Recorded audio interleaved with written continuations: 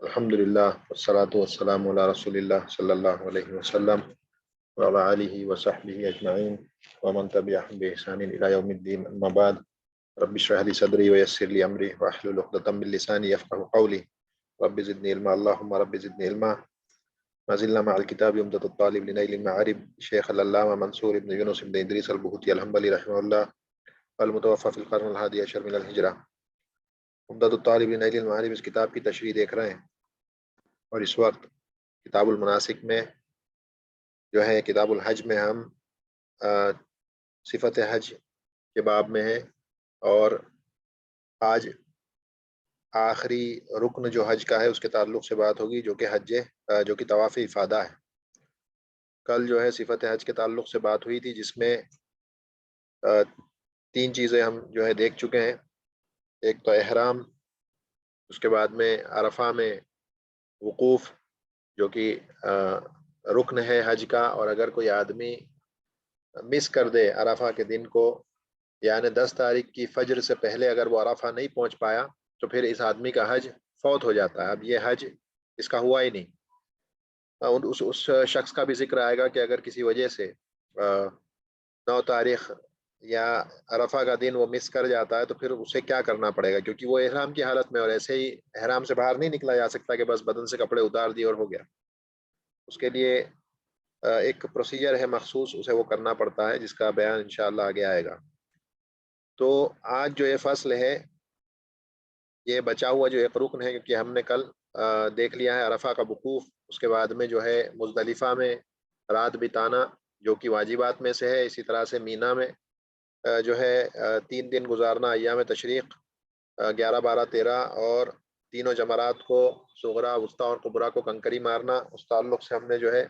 बात देखी थी और हमने देखा था कि हिंदुस्तानी, पाकिस्तानी ये जो लोग हैं ये बड़े बड़े पत्थर, ईंट, जूते, चप्पल जो हाथ में आता है उठा उठा के फेंकते हैं, मारते हैं, और ये सही नहीं है। हो सकता है कि इधर से आप कुछ भी बड़ा उठा के मारो, उधर दूसरी तरफ हाजी साहब उल्टे गिर जाए कहीं पे, तो मिस कर सकता है निशाना। उधर आप गए जमरात को मारने, मिस करके वो दूसरे पार निकल गया, कोई उधर हजरत खड़े हुए हैं वो उल्टे गिर पड़े। तो ऐसे चीज़ नहीं करना चाहिए। जो मशरू है वो चीज़ें करना चाहिए कि चावल के, गेहूं के दाने के बराबर की कंकरियां लें और उससे जो है इन जमारात को मारा जाए। और उसके बाद हमने देखा था कि तहल्लुल अव्वल किसको कहते हैं। तहल्लुल अव्वल जो है ये यौमुन नहर के दिन 4 अमाल किए जाते हैं। यौमुन नहर के 4 अमाल हैं, यानी 10 तारीख जो है जिलहिज की, उस दिन 4 अमाल हाजी करता है, जिसमें रमी है, यानी कि जो जमरात अल अक़बा है, अल कुबरा सबसे बड़ा जमरा जो है उसको कंकरी मारना है 7, वो रमी करता है। उसके बाद में जानवर को ज़िबा करना, उसके बाद में हल्क या तकसीर, बालों को पूरा साफ करना या उसको काटना, या और तवाफ, ये 4 अमाल हैं 10 जिलहिज के। इन 4 में से ज़ब्ह को छोड़ दिया जाए, कुर्बानी को अगर निकाल दें तो 3 बचते हैं। ये 3 में से कोई भी 2 अमल अगर कोई आदमी कर लेता है तो वो कहलाएगा तहल्लुल अव्वल, यानी अब वो एहराम से पार्शियली बाहर निकल चुका है, पार्शियली, कंप्लीटली नहीं निकला है अभी एहराम से बाहर, लेकिन पार्शियली बाहर निकल चुका है। और जब ये तीनों अमाल पूरे कर लेगा, यानी रमी, हल्क और तवाफ भी जब कर लेगा, तो अब इसका जो है कंप्लीट एहराम से अब ये बाहर निकल गया। अब इसके लिए हर चीज़ जो एहराम के बाद हराम हो गई थी, अब हर वो चीज़ उसके लिए फिर से हलाल हो जाएगी। तो आज ये चौथा जो रुकन है तवाफ, उसके ताल्लुक से बात आएगी, और इसी के बाद आदमी तहल्लुल अकबर, यानी उसका तहल्लुल अकबर हो जाएगा और पूरी तरह से हर चीज़ उसके लिए हलाल हो जाएगी। तो उसी का जिक्र आने वाला है। कहते हैं सुम्मा युफीदु इला मक्कता व यतूफ़ु तवाफ़ अल इफ़ादती बिन्नियती। यहाँ पर जब ये जो है जमरात को जब कंकरी मार ली, तो इसके बाद ये आदमी वहाँ से मक्का के लिए चले जाएगा। जब ये जमारात अल अक़बा यानी कुबरा सबसे बड़े वाले को, अक़बा को जब मार लेंगे कंकरी 7, तो फिर इसके बाद ये आदमी मक्का को जाएगा और वहाँ पर तवाफ़ इफ़ादा करेगा नियत के साथ। नियत ज़रूरी है तवाफ़ करने के लिए, नियत के साथ वहाँ तवाफ़ करेगा, और इस तवाफ़ को तवाफ़ इफ़ादा कहा जाता है, और ये रुकन है हज का, इसके बिना हज नहीं होगा। اگر کوئی جان بوجھ کر کے یا بھول کر کے بھی اگر اس کو چھوڑ دیتا ہے تو ایسے انسان کا حج نہیں ہوتا ہے. تو یہ طواف افادہ ہے جو کہ رکن ہے, آدمی کو واپس جا کر طواف کرنا پڑے گا. اب اس طواف کا وقت کیا ہے, اس تعلق سے بات کر رہے ہیں, کب کیا جاتا ہے. تو کہتے ہیں وہ اول وقت ہی من نصف لیلۃ النہر, اس کا سب سے جو بگننگ ٹائم ہے, یعنی کب سے طواف کا وقت شروع ہوتا ہے, تو کہتے ہیں کہ یہ جو ہے من نصف لیلۃ النہر, یعنی کہ 10 تاریخ کی جو رات ہوتی ہے, اور ہم نے کل بتایا تھا کہ اسلام میں رات پہلے آتی ہے دن بعد میں. تو 10 تاریخ کی رات آ گئی, یہ 10 تاریخ کی رات کو آدمی مزدلفہ میں تھا, اور مزدلفہ سے جائز ہے, جواز ہے کہ آدمی آدھی رات کو بھی نکل سکتا ہے, اور بہتر یہ ہے کہ صبح اشراق سے پہلے وہ نکلے, یہ بھی کر سکتا ہے, لیکن جواز ہے کہ آدمی آدھی رات کے بعد مڈ نائٹ کے بعد جا سکتا ہے. اب یہ مڈ نائٹ کا کیلکولیشن کیا ہوگا, جو نصف لیل ہے یا منتصف اللیل ہے, یہ ضروری نہیں ہے کہ 12 بجے ہی ہو, اسے کیلکولیٹ کرنا پڑے گا. کیلکولیٹ کیسے کرتے ہیں, اسے پہلے بھی ہم نے دیکھا تھا جب کتاب الصلاۃ میں جب ہم تھے, تب ہم نے اس کو دیکھا تھا کیلکولیٹ کیسے کرتے ہیں آدھی رات کو. جو مغرب کی اذان کا وقت ہے وہ, اور اس کو جوڑ دیں گے فجر کی جو صبح صادق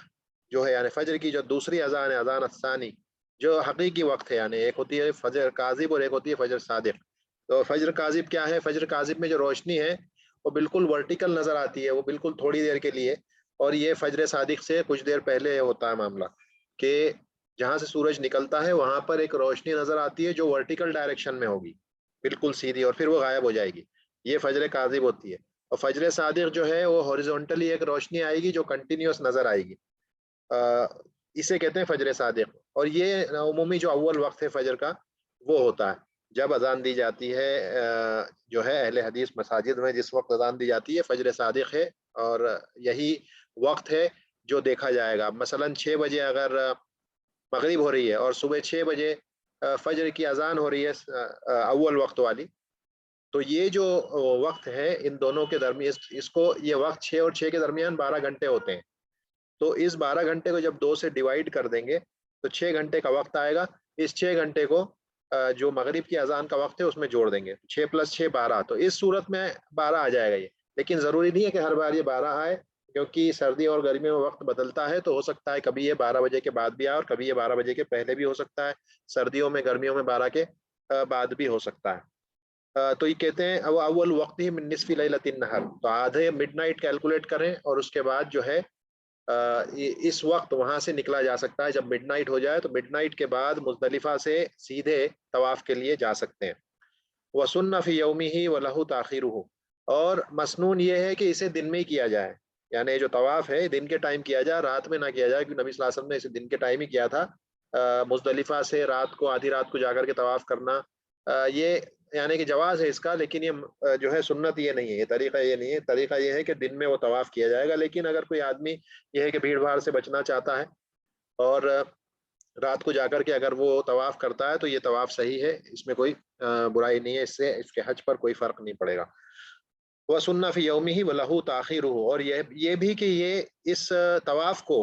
ڈیلے بھی کر سکتا ہے,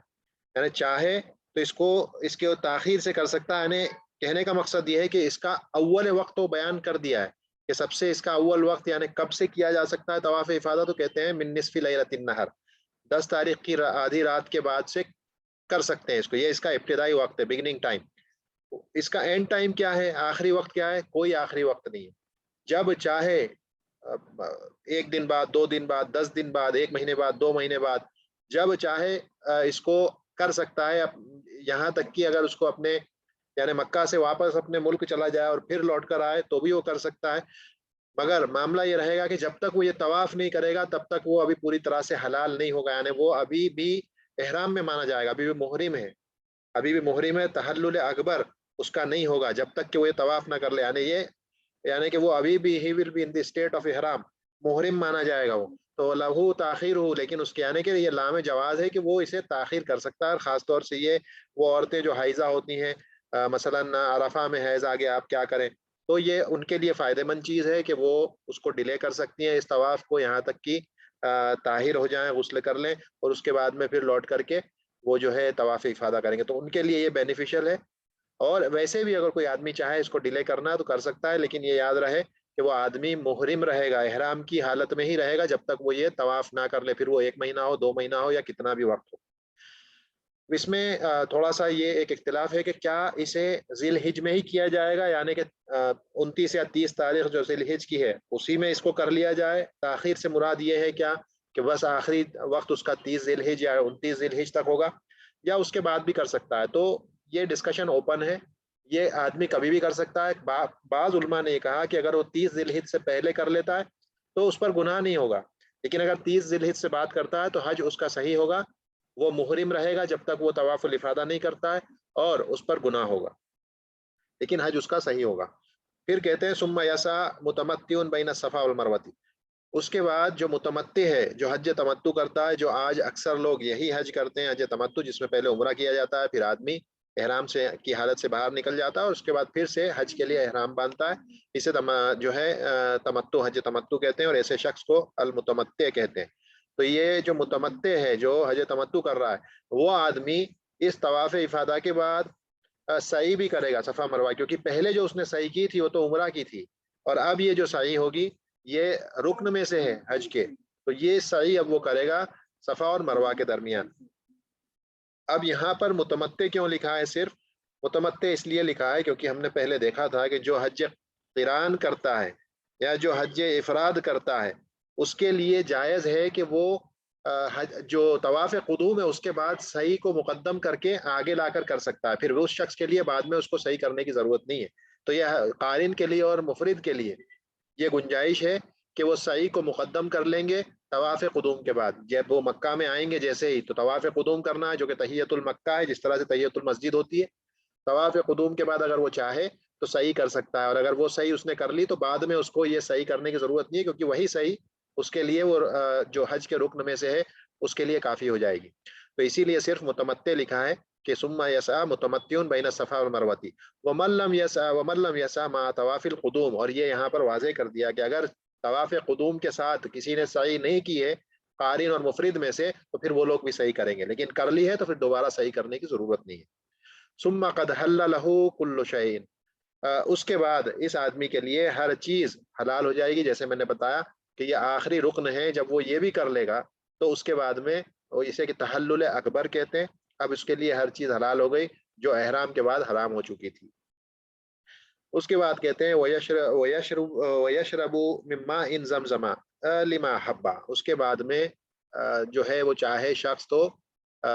زمزم پانی جو ہے جیسا پسند کرے جتنا وہ اس کو پی سکتا ہے۔ وَيَتَدَلَّعُ مِنْهُ، اور جو ہے اس پانی کو تھوڑا سا یعنی اسپرنکل کر لینا، چھڑک لینا، وہ بھی وہ کر سکتا ہے اور اس کو پی سکتا ہے۔ اور وہ یقول، اور پینے کے ٹائم بسم اللہ کہے گا، یہی معروف ہے، اس کے علاوہ کی جو دعائیں جو ایکسٹرا ہیں وہ ثابت نہیں ہے۔ اگر آدمی جو ہے یعنی اس سے اجتناب کرے تو بہتر ہے، لیکن عمومی طور پہ جس طرح سے کھانے پینے سے پہلے بسم اللہ کہا جاتا ہے، آدمی بسم اللہ کہہ کے اور اس پانی کو پی لے گا۔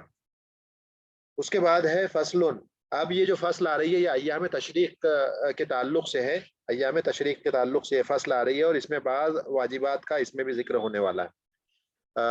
حج کے جو ارکان ہیں وہ ختم ہو گئے، اب صرف واجبات میں سے چند چیزیں ہیں جو بچی ہیں جس کا ذکر اس باب میں آئے گا۔ تو کہتے ہیں فصل ثم یرجع فیبیت بمنی ثلاث لیال، اس کے بعد میں آدمی واپس لوٹے گا مینا، اور مینا میں رات گزارے گا 3 راتیں، ثلاثہ لیال 3 راتیں، یعنی 11 کی رات، 12 کی رات اور 13 کی رات۔ اب کیونکہ اسلام میں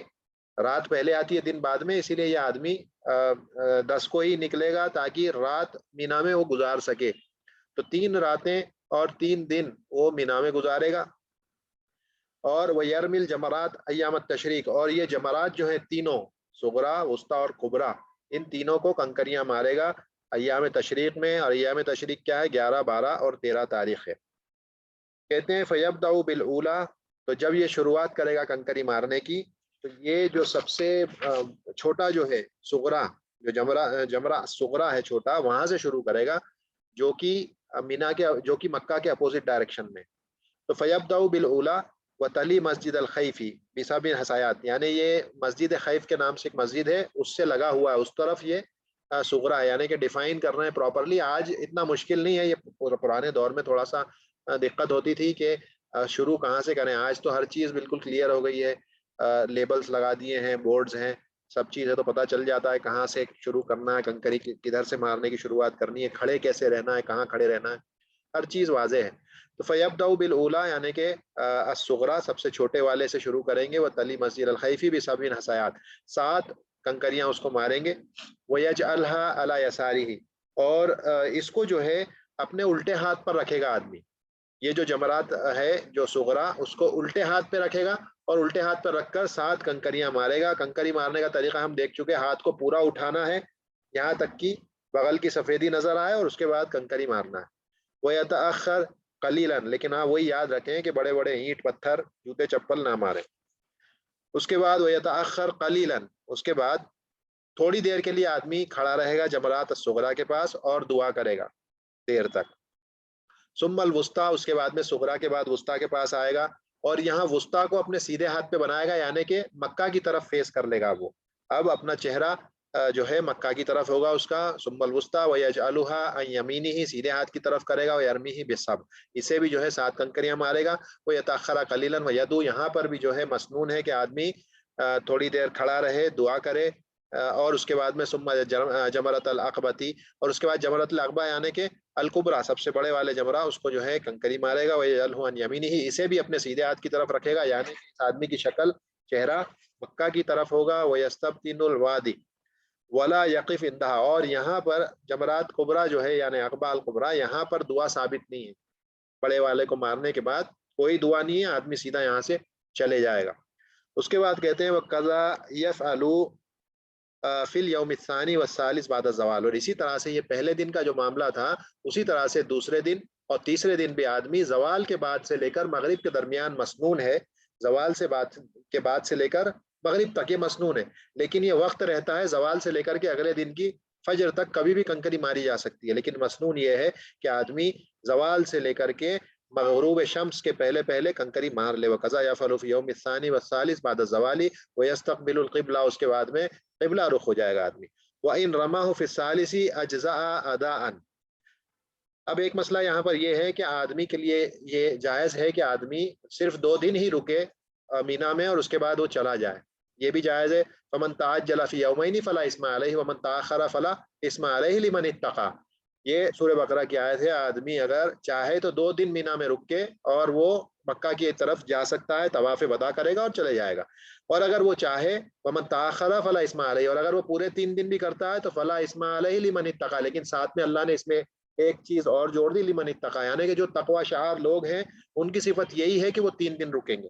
تو بہتر یہی ہے اور مسنون یہ ہے کہ آدمی 3 دن مینا میں گزارے. لیکن اکثر لوگ آج جو ہے دو دن یعنی 11 اور 12 کو رک کر کے اور چلے جاتے ہیں غروب شمس سے پہلے. تو اگر کوئی شخص جو جانا چاہتا ہے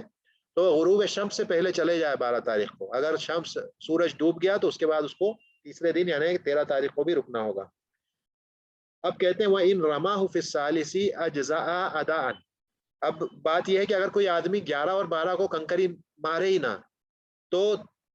تینوں یعنی 13 تاریخ کو ساری کی ساری ایک ساتھ بھی مار سکتا ہے, یہ بھی اس کے لیے جواز ہے. وَإِن رَمَاهُ فِي الثَّالِثِ أَجْزَأَ أَدَاءً یہ بھی اس کے لیے کافی ہوگا. 11 کو کنکری نہیں ماری, 12 کو نہیں ماری, 13 کو ایک ساتھ پوری کی پوری 63 جو ہیں وہ مار سکتا ہے. وَيُرَتِّبْهُ بِالنِّيَّةِ وَإِنْ أَخَّرَهَا عَنْهَا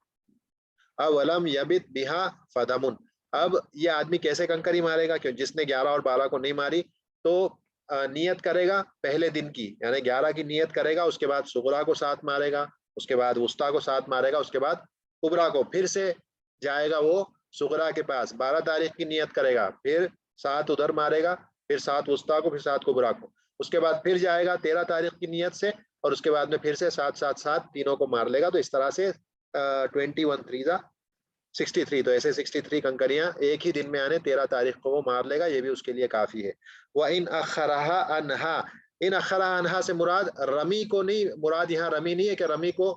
پوری طرح سے چھوڑ دیا, مراد یہ ہے کہ 11 اور 12 کو نہ مار کر 13 کو مارے. مراد یہ نہیں ہے کہ 11 12 13 کو کنکری نہ مارے اور پورا کا پورا مس کر دیا اس نے اس رمی کو, وہ مراد نہیں ہے. مراد یہ ہے کہ اس صورت میں کہ جب آدمی نے 11 اور 12 کو کنکری نہیں ماری ہے تو اس صورت میں 13 تاریخ کو ایک ساتھ جو ہے کنکریاں ساری وہ مار لے گا 11 12 13 کی الگ الگ نیت کے ساتھ. او لم یبت بہا، یا اگر آدمی سرے سے ہی جو ہے مینا میں رات نہ گزارے،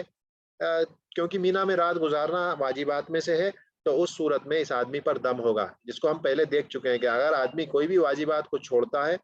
واجبات میں سے کسی یعنی واجبات حج میں سے کسی بھی واجب کو چھوڑتا ہے، تو پھر اس پر دم ہے۔ اور مینا میں رکنا یہ واجبات میں سے، اگر آدمی مینا میں نہیں رکتا ہے تو پھر اس پر دم ہے، یعنی وہ کنکری نہیں مارتا ہے تو اس پر دم ہے۔ ومن تعجل فی یومین خرج قبل الغروب، اب وہی بات آ رہی کہ جو شخص اگر 2 دن میں ہی جانا چاہتا ہے تو ایسے آدمی کو غروب شمس سے پہلے چلے جانا چاہیے۔ وہ سقط عنہ رمی الیوم الثالث، تو اس آدمی کے اوپر سے 13ویں دن کی رمی جو ہے وہ ساقط ہو جاتی ہے۔ وَيَدْفِنُ حَسَاهُ ندبن، اور جو کنکریاں اس نے اٹھائی تھیں 21 ابھی بچی ہوں گی اس کے پاس، جو 13 تاریخ کو اس کو مارنا تھا، اب ان کو وہ دفن کر دے گا، یعنی یہ مسنون ہے کہ ان کنکریوں کو وہ دفن کر دے۔ اس کے بعد کہتے ہیں وَإِذَا أَرَادَ الْخُرُوجَ بِمَكَّةَ وَدَّعَ الْبَيْتَ بِالطَّوَافِ، اب آدمی یہ سب یہاں سے فارغ ہو گیا کنکری وغیرہ مار کر، اب اگر اس کو واپس اپنے گھر لوٹنا ہے فائنلی، کیونکہ حج مکمل ہو گیا، حج ختم ہو گیا، یہاں پر مناسک ختم ہو گئے، اب یہ آدمی اگر چاہتا ہے کہ واپس لوٹ جائے تو پھر لوٹنے سے پہلے لازم ہے، ضروری ہے کہ یہ طواف وداع کرے۔ طواف وداع کیے بنا آدمی نہیں جا سکتا، تو یہ آدمی جو ہے طواف وداع کرے گا۔ وَيَسْقُطُ عَنْ حَائِضٍ، اور یہ طواف وداع جو ہے یہ حائض جو عورت ہے اس سے جو ہے ساقط ہو جاتا ہے۔ وَإِنْ أَقَامَ، اسی طرح سے وَإِنْ أَقَامَ أَوْ اتَّجَرَ بَعْدَهُ عَادَهُ، اور اگر آدمی طواف وداع کر لے اور اس کے بعد وہاں پر ٹھہر جائے مکہ میں کچھ اور دن، اور تجارت وغیرہ کسی بھی مسئلے وجہ سے وہاں پر ٹھہر جاتا ہے، تو پھر اسے دوبارہ اس کو کرنا پڑے گا جب یہ ارادہ کرے گا مکہ سے نکلنے کا، یعنی بغیر طواف وداع کی آپ نہیں جا سکتے۔ طواف وداع کر کے فوراً یا تو چلے جائیں، اور اگر وہاں پر طواف وداع کرنے کے بعد ٹھہرتے ہیں اور تجارت وغیرہ میں آپ لگ جاتے ہیں، وہاں پر مقیم ہو جاتے ہیں، کچھ دن اور ٹھہر جاتے ہیں، تو اس کے بعد آپ جانے سے پہلے بہتر یہ ہے کہ اسے طواف وداع کو کر کے اور پھر نکل جائیں۔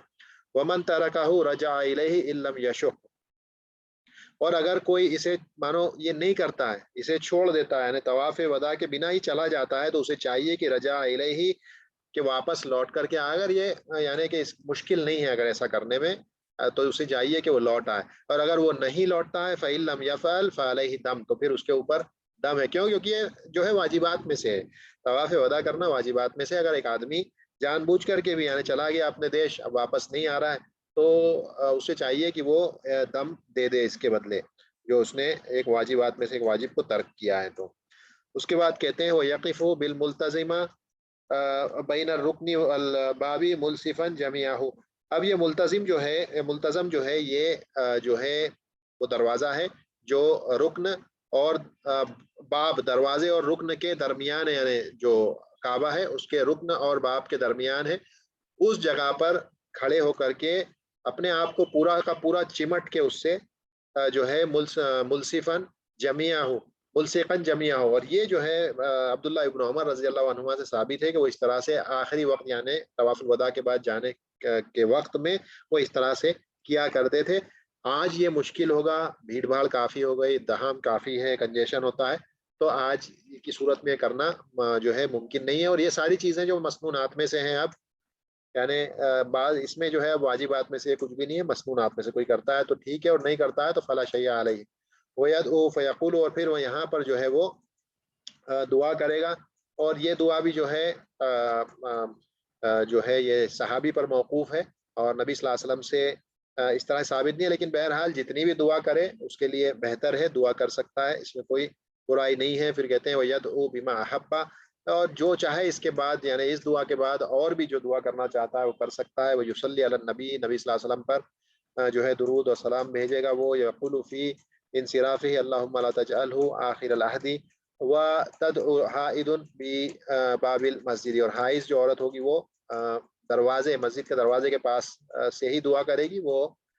داخل نہیں ہو سکتی، کیونکہ ضروری ہے کہ مسجد میں داخل ہونے کے لیے طہارت ہونی چاہیے، تو دروازے کے پاس سے ہی دعا کرے گی۔ وہ تستحب زیارت قبر النبی صلی اللہ علیہ وسلم و قبرئی صاحبیہ حتی لنساء،